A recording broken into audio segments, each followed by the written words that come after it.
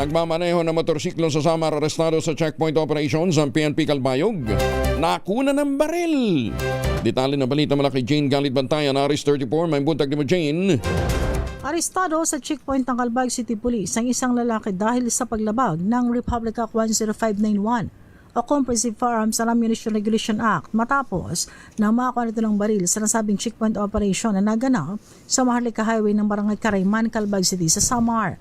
Iniulat ng PNP Calbayog na ang nadakip ay nagpakilala sa kanyang alias na si Ronron, 57 taong gulang, isa itong magsasaka, residente ng Purok 3, Barangay Hiparayan, Gandara, Samar. Sa nasabing checkpoint operation, pinara ng nasabing mga pulis ang nasabing suspect na nagmamaniho ng kanyang motorsiklo nang mapansin ng kapulisan na ang angkas nito ay walang suot na helmet.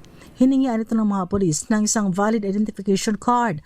Nang buksan ito ang black sling bag, napansin ng kapulisan sa isang plain view ang handle ng baril.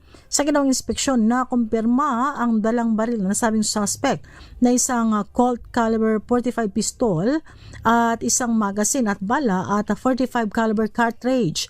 Walang anumang valid firearm license o legal authority ng pagdadala ng baril ang nasabing suspect kung kaya't agad itong inaristo ng mga pulis. Naharap ito ngayon sa kasong paglabag ng Republic Act No. 10591. Dinala ang nasabing suspect sa Calbayog City Police Station para sa tamang disposisyon.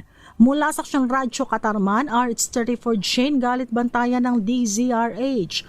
Una sa Pilipinas. Una sa Pilipinas. Daghang salamat, Jane.